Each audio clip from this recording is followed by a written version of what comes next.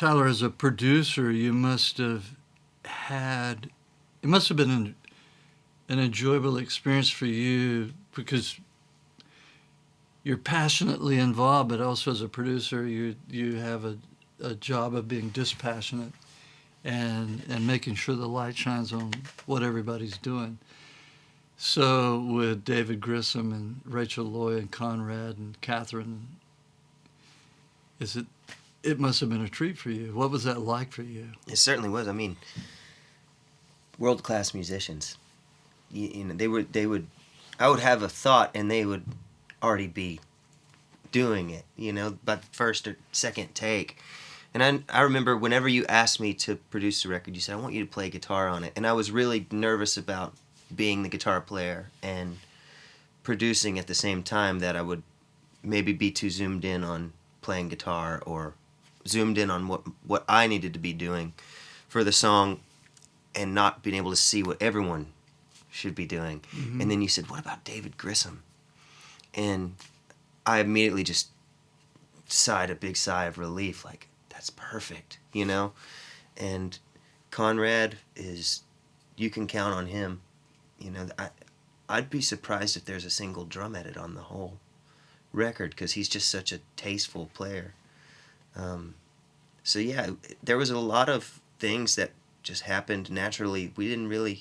I could look at David and he'd kind of go like, here I go, and I'd hang back. Or certain songs, I didn't even feel the need to do anything because they had it so beautifully taken care of.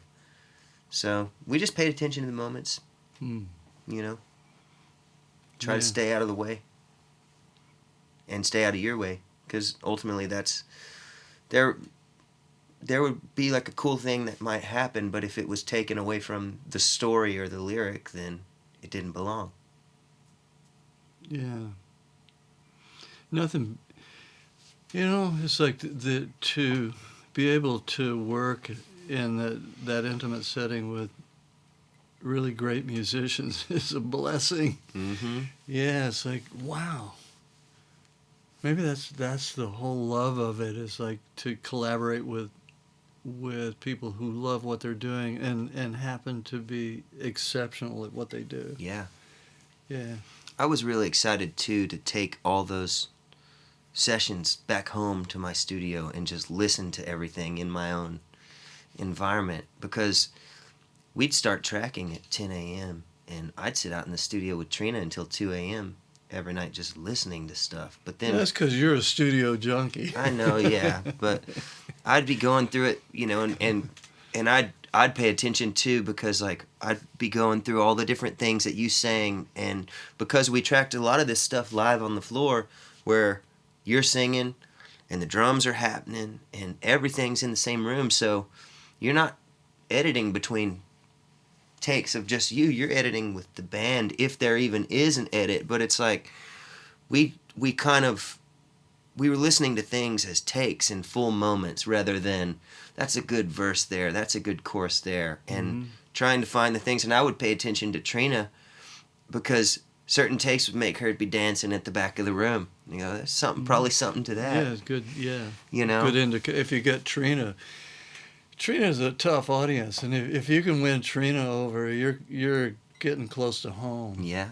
You know, and actually we should talk more about Trina, because you and I both love Trina deeply, you know, and she's a steady hand in a studio.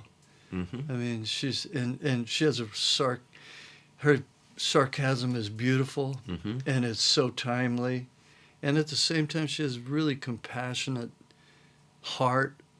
She's that great combination of really compassionate heart and an acid tongue. Oh yeah. That she uses sparingly. Mm-hmm. Yeah. Yeah, I would want Trina on my side in a bar fight. Yeah, me too. I just want Trina on my side for the rest of my life. Also, just love how she loves that studio. You know, like I'd come in the morning, she'd just be kind of hugging that console. You know, and you could tell that she genuinely is in love with that place and that big Neve.